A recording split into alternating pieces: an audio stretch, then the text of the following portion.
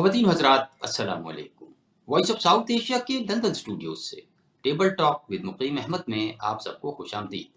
नाज़रीन कराम, आज के प्रोग्राम में सदर मुमलिकत डॉक्टर आरिफ अलवी की जानिब से निगरान वज़ीर आज़म को लिखे जाने वाले ख़त, लेवल प्लेइंग फील्ड पर होने वाली गुफ्तगू और दिए जाने वाले बयानात और दीगर मौज़ूआत पर गुफ्तगू करेंगे। हमारे साथ शरीक गुफ्तगू हैं इस्लामाबाद से सैयद सरदार अहमद पीरज़ादा, जबकि लाहौर से हमें ज्वाइन किया है शाहिद इकबाल भट्टी साहब ने। आप दोनों की तशरीफ़ आवरी का बहुत शुक्रिया। प्रोग्राम का पहला सवाल शाहिद इकबाल भट्टी साहब आपसे है कि ये जो सदर अलवी साहब ने उमर अयूब साहब जो जनरल सेक्रेटरी हैं PTI के, उनका एक ख़त फॉरवर्ड किया है निगरान वज़ीर आज़म को, जिसमें यह कहा गया है कि तमाम रजिस्टर्ड जमातों को मुसावी हुकूक दिए जाएं और सियासी वाबस्तगी तब्दील कराने के लिए बार बार गिरफ्तारी ज़्यादती है। इसी किस्म की बातें उसमें की गई हैं। अब देखने वाली बात यह है कि वो इस वक्त भी सदर मुमलिकत हैं, पूरी मुमलिकत के सरबराह हैं, और चूंकि इलेक्शन का शेड्यूल अभी तक अनाउंस नहीं हुआ और पावर्स जो हैं वो चीफ इलेक्शन कमिश्नर को ट्रांसफ़र नहीं हुई हैं, तो वो खुद भी कोई एक्शन ले सकते हैं। लेकिन ये इस किस्म का ख़त लिखना और इस किस्म के मुतालबात करना उस निगरान वज़ीर आज़म से जिसका अपना टेन्योर ख़त्म होने जा रहा है और जिसकी निगरानी के ऊपर भी कुछ सवाल एतराज़ हैं, तो ये सूरत हाल कैसे देखेंगे और क्या नतीजा इसका निकल सकता है? जी बहुत शुक्रिया मुकीम साहब। एक आपके व्यूवर्स को मेरा सलाम पेश कीजिएगा, स्पेशल ओवरसीज पाकिस्तानियों को।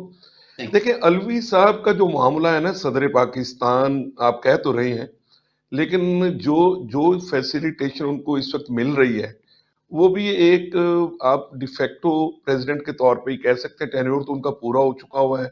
इसी तरह जो फैसिलिटेशन उनको है वही काकड़ साहब को है। तो ये दो मुल्ला जो इस वक्त बनने की कोशिश कर रहे हैं हमारी स्टैब्लिशमेंट के सामने, sorry to say that one, तो ये एक इतना क्रिटिकल मामला बना दिया इन्होंने, चाहे वो हामिद मीर के इंटरव्यू से लेके अब तक आरिफ अलवी साहब का जो कंडक्ट रहा है, वो बीइंग ए पैटर्न चीफ और स्टेट के वो हेड ऑफ स्टेट के तौर पे, वो मैं समझता हूं बड़ा शेमफुल है।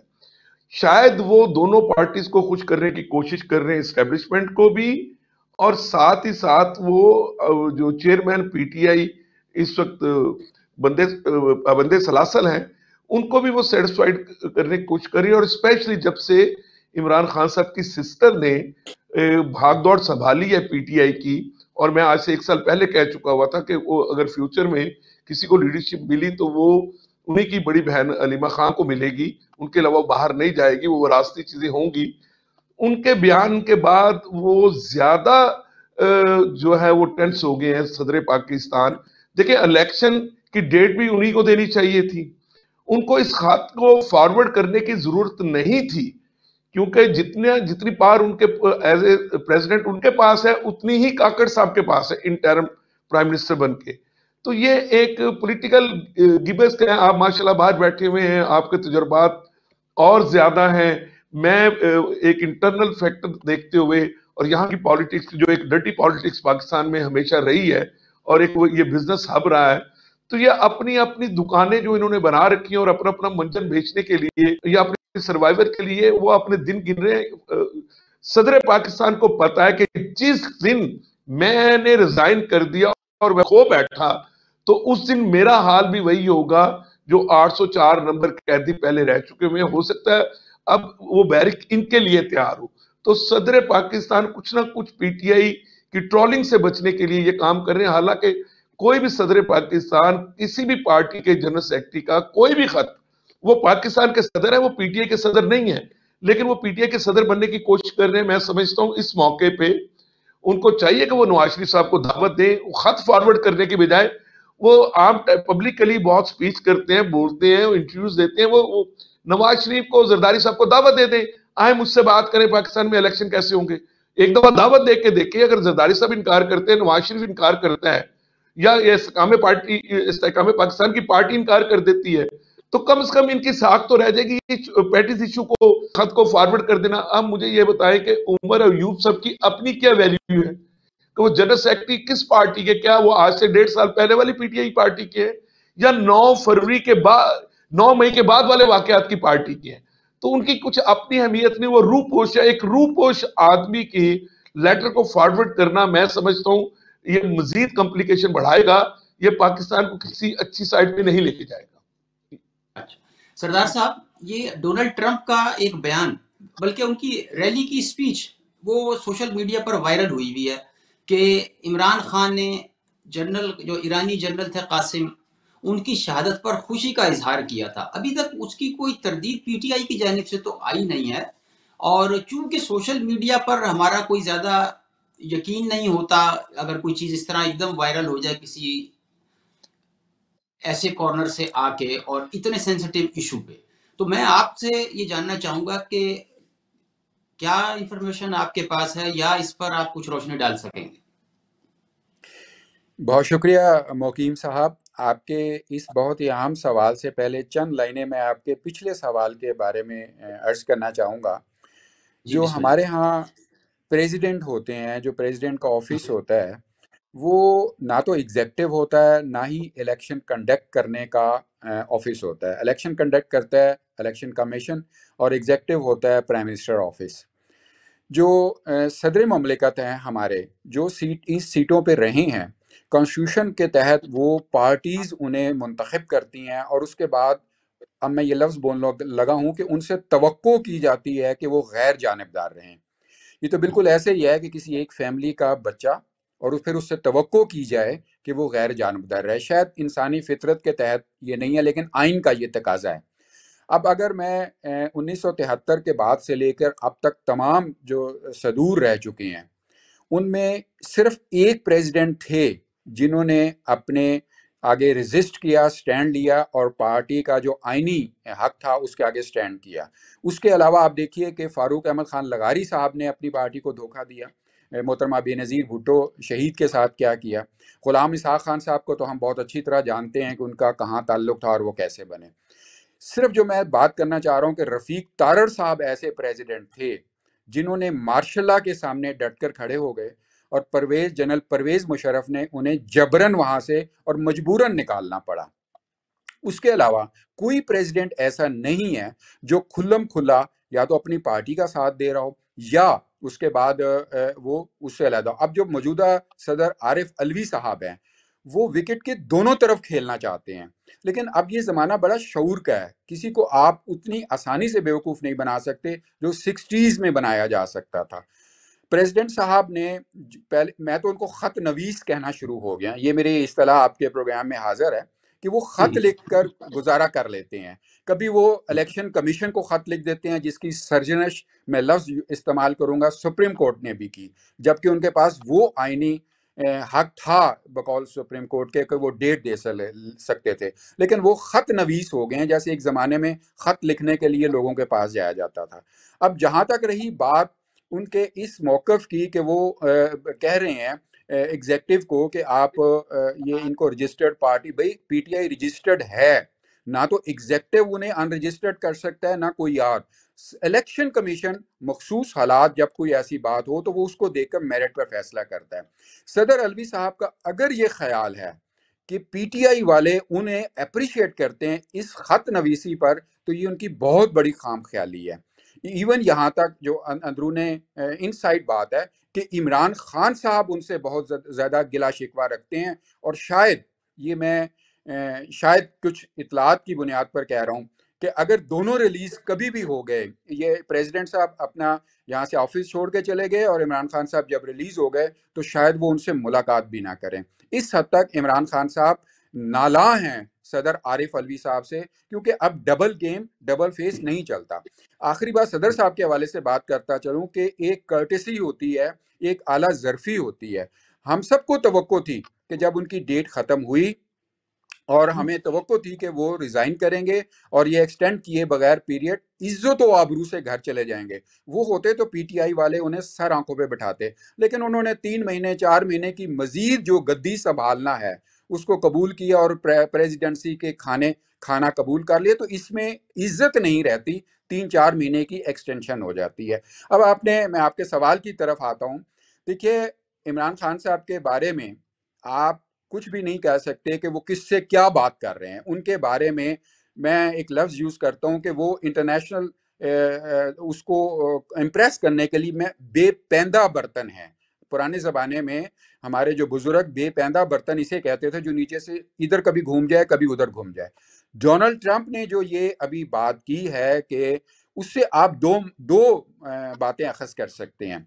एक तो ये कि इमरान साहब को बहुत धचका लगा और वो 8 दिन, ये बकौल ट्रंप के, कि वो 8 दिन अपने घर से नहीं निकले, और बकौल ट्रंप के इमरान खान साहब ने कहा कि मैं उसी वक्त ऑफिस से उठ के घर चला गया और लेट आया। तो जनाब, एक पहली बात ये एक लाइटर टोन में कि इमरान खान साहब तो जाते ही 11 बजे थे और 4 बजे वापस आ जाते थे, इसलिए उनका घर आना कोई इतनी बड़ी बात नहीं थी।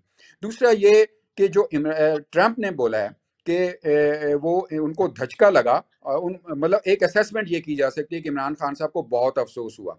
दूसरा ये कि वो बहुत खुश हुए।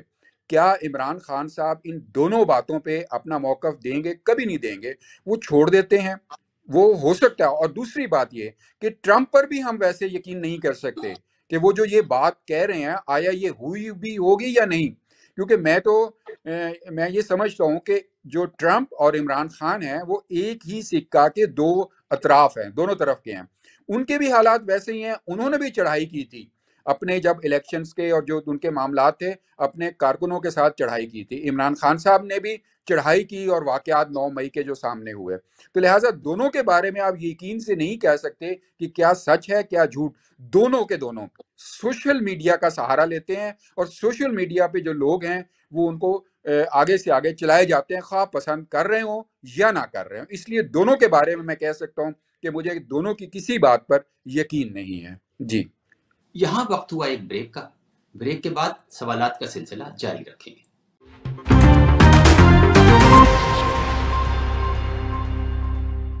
Welcome back.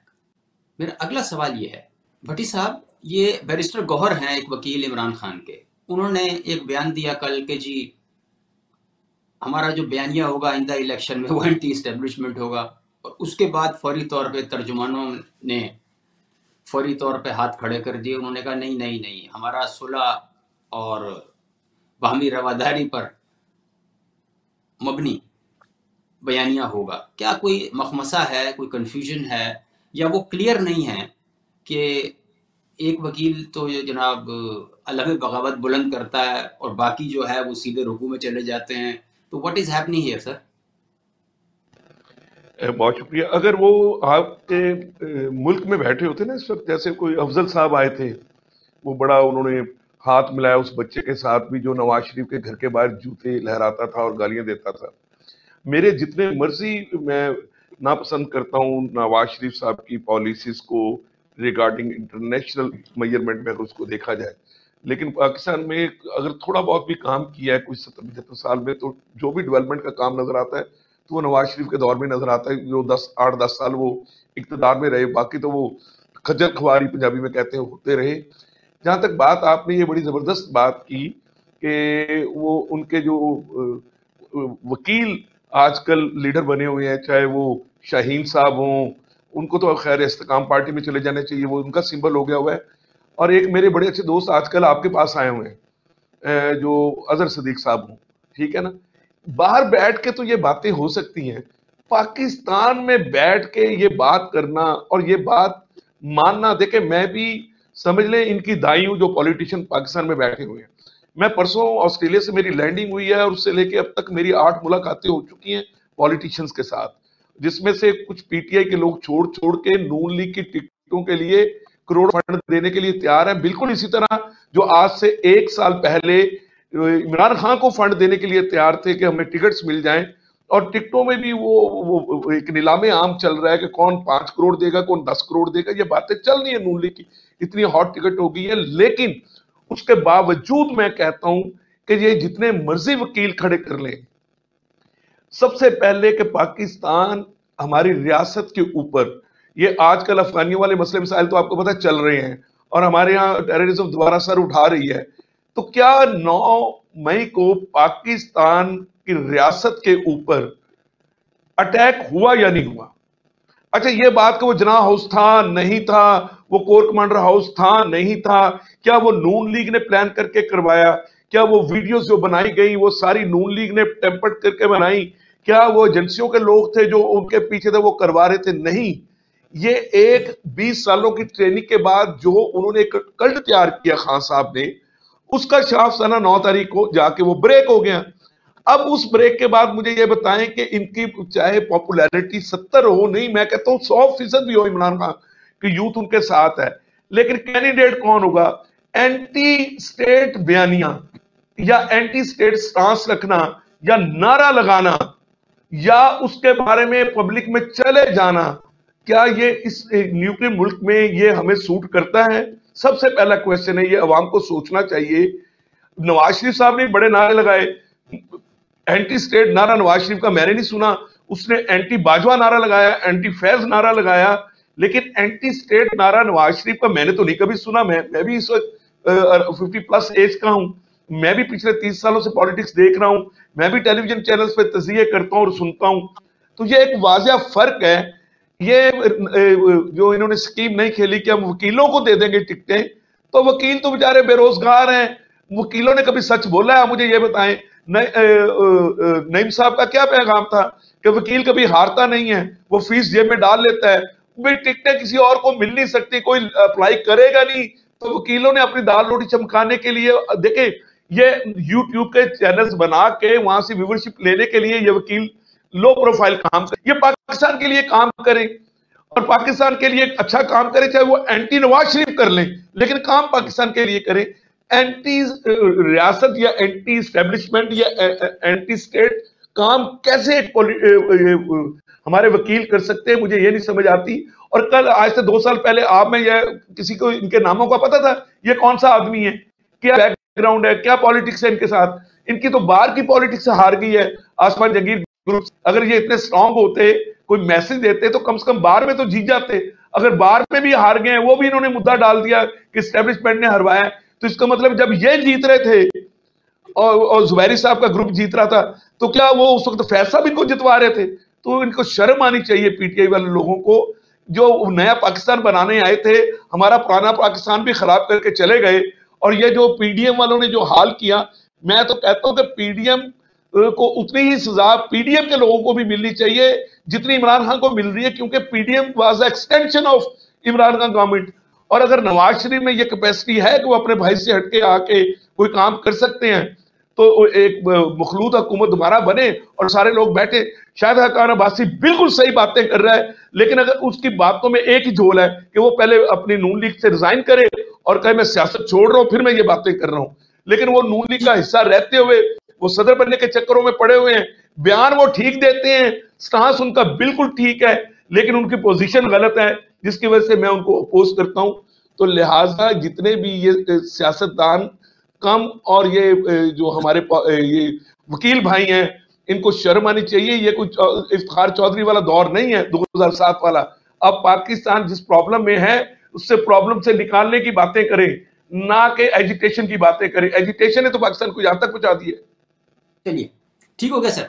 अच्छा सरदार साहब, ये एक स्टेटमेंट आई है बिलावल भुट्टो साहब की, वो ये कह रहे हैं कि लेवल प्लेइंग फील्ड कभी नहीं मिली हमें, मगर इस मरतबा फिर इलेक्शन जीतकर विफाक और सिंध में हुकूमत बनाएंगे।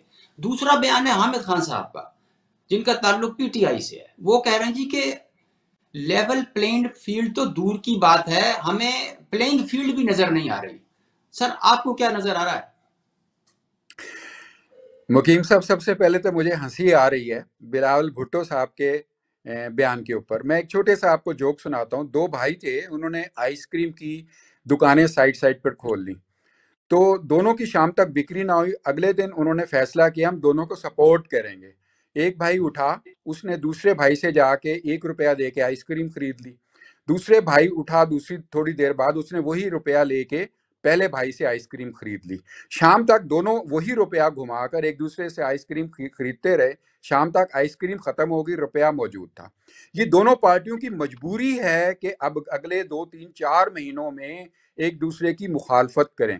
वो हमने फ्रेंडली फायर का लफ्ज सुना होगा, तो ताकि लोगों को ये पता चल सके और अपने वोटर्स को ये जितला सकें, बतला सकें कि भाई हम जो हैं उनकी कोताहियों पर तनकीद कर रहे हैं और हम उनके मुखालिफ हैं। लेकिन जैसे ये सब समझ चुके हैं लोग कि ये इस वक्त फ्रेंडली फायर हो रहा है और दोनों एक दूसरे को इलेक्शन वोट अट्रैक्ट करने के लिए ये बातें कर रहे हैं। जहां तक हामिद खान साहब की बात है कि लेवल प्लेइंग फील्ड ही नहीं है, तो हामिद खान साहब मेरे बहुत मोहतरम दोस्त हैं और मैं बहुत उनकी एज ए लॉयर जो है उनकी रिस्पेक्ट करता हूँ। उनकी पॉलिटिक्स से मैं मुत्तफिक नहीं हूँ। मैं सिर्फ उनसे यही दरख्वास्त करूंगा कि वो 2018 के बारे में क्या इरशाद फरमाते हैं। क्या उस वक्त लेवल प्लेइंग फील्ड थी? वो रात जब आरटीएस बिठा दी गई, वो जब बाकी काम सारे हुए, क्या उस वक्त लेवल प्लेइंग फील्ड थी? सिर्फ इस एक लाइन का जवाब हामिद साहब दे दें तो सारे मामलात हल हो जाते हैं। बाकी रहा जैसे ये बात की जा रही है कि मैं एक बात से वकीम साहब इख्तलाफ करूंगा आपके इस प्रोग्राम में, और वैसे भी मेरा एक नज़रिया है कि जी बहुत पॉपुलैरिटी है पीटीआई की। मैं अगर आप देखा जाए तो ये फिर एक सोशल मीडिया का स्टांस है। मुझे देखें, आप बताइए कि हमारे यहाँ पॉलिटिकल जो साइंस है, पॉलिटिक्स जो है, वो एक मेथोडोलॉजी के तहत होती है। यानी मेरा एक हल्का है, मैं जिसमें रह रहा हूँ, रिहाइश पजीर हूँ, वहां से एक एमएनए खड़े होंगे, जो एमएनए वहां से खड़े होंगे मैं उनको वोट दूंगा।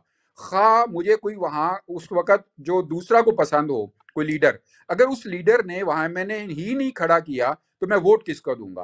पहली बात तो ये कि आइंदा इलेक्शंस में पीटीआई को काल पड़ जाएगी अपने कैंडिडेट खड़े करने के लिए। जो बात है कि वकला को दिए जा रहे हैं, वकला जो टीवी पर आकर वैसे तो बहुत अच्छे बयान दे सकते हैं, लेकिन आप ऑन ग्राउंड बताइए कितने वकला हमारे जो हैं वो जो सिर्फ वकील हों और फिर पॉलिटिक्स में आके जीत जाएं। ये हो सकता है कि पहले वकील हों लेकिन मुसलसल पॉलिटिक्स में रहे हों तो जीतते रहे हों।